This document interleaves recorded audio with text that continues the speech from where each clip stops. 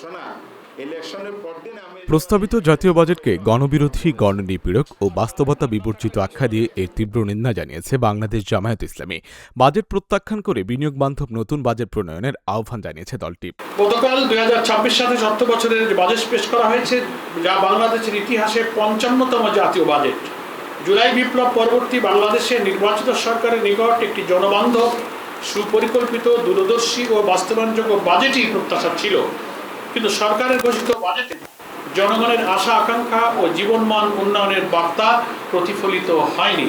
শুক্রবার 12 জুন রাজধানীতে দলীয় কার্যালয়ে বাজেট পরবর্তী আনুষ্ঠানিক প্রতিক্রিয়া জানাতে আয়োজিত সংবাদ সম্মেলনে এসব কথা বলেন জামায়াতের সেক্রেটারি জেনারেল মিয়া গোলাম পরোয়ার। এই যে বিশাল অঙ্কের বাজেট, 9,38,000 কোটি টাকার ব্যয়ের বাজেট হবে, এটা কালকে বাজেট প্রতিক্রিয়ায় জামায়াত ইসলামীর পক্ষ থেকে রাজধানীতে মিছিল করে বলা হয়েছে যে আলটিমেটলি এই বাজেট হবে লুটপাটের বাজেট। এটা জনগণের, জনস্বার্থের, সমাজের প্রান্তিক মানুষের, উৎপাদনমুখী দেশের, স্বল্পোন্নত দেশ থেকে উন্নত দেশে উত্তরণের যে প্রক্রিয়া, এর পথে চূড়ান্ত বাধা হয়ে যাবে এই বাজেটটা। তিনি বলেন, এটি ইতিহাসের অন্যতম বৃহৎ ঘাটতির বাজেট। এত বড় ঘাটতি কিভাবে পূরণ করা হবে সে বিষয়ে সরকার সুস্পষ্ট দিক নির্দেশনা দিতে পারেনি। করের জাল বিস্তার করে সাধারণ নাগরিকের জীবনে অতিরিক্ত চাপ সৃষ্টি করা হয়েছে বলে অভিযোগ করেন তিনি।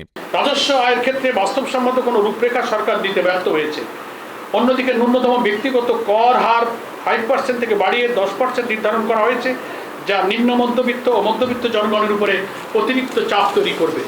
মুদ্রাস্ফীতিতে যেখানে নিত্য প্রয়োজন পণ্যের দাম সাধ্যের বাইরে চলে যাচ্ছে, সেখানে অতিরিক্ত করের বোঝা জীবন নির্বাহকে আরো বেশি অতিষ্ঠ করে তুলবে। তাছাড়া করদাতাদের রাষ্ট্রীয় ব্যবস্থাপনায় বিশেষায়িত সুযোগ সুবিধার কথা এই বাজেটে উল্লেখ নেই।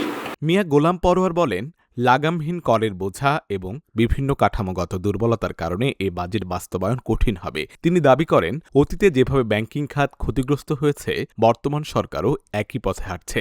এ ধরনের নীতির ফলে দেশের অর্থনীতি আরও সংকটে পড়বে বলেও মন্তব্য করেন তিনি। উচ্চাভিলাষী এই বাজেটের অর্থ সংস্থান করতে গিয়ে সরকারকে অতিমাত্রায় ঋণ নির্ভরতার পরিকল্পনা করতে হয়েছে, অথচ বাংলাদেশ ইতিমধ্যেই মাত্রাতিরিক্ত ঋণের বোঝায় জর্জরিত।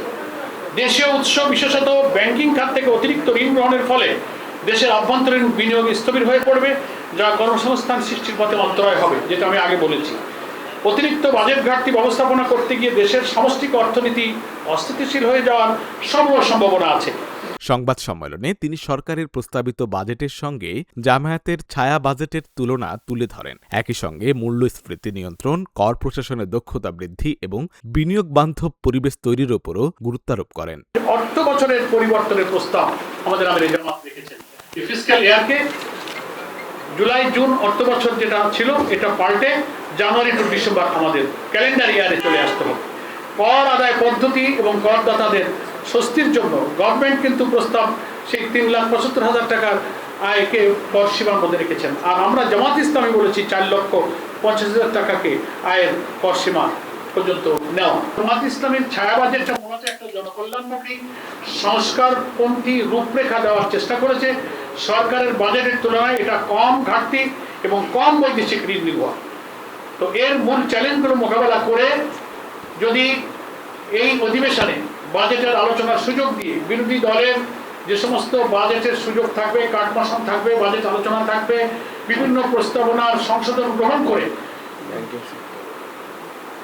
সরকার যদি সেই বাজেট প্রস্তাবনাকে সংশোধন করে এবং ব্যাংকিং সেক্টরে যে নৈরাজ্য এখনই শুরু করেছে, অনেকগুলো ব্যাংক 5টা ব্যাংকে মার্জ করে দিয়েছে, ব্যাংক রেগুলেশন আইন করে লুটপাট করে কালো টাকা, বিদেশে অর্থ পাচার করা, জনগণের টাকা লুটপাট করে নেওয়া, জোর করে সরকারের গোয়েন্দা সংস্থাকে কাজে লাগিয়ে কিছু লোকের হাতে হাজার হাজার কোটি টাকা, লক্ষ কোটি টাকা তারা দিয়ে আওয়ামী লীগ যে ফ্যাসিবাদী রাস্তা দেখিয়ে গিয়েছিল, এখন বিএনপি সরকার সেই রাস্তায় হাঁটছে। আশিক আরেফিন, ঢাকা জার্নাল। আন্তরিক ধন্যবাদ সেক্রেটারি জেনারেল, ধন্যবাদ।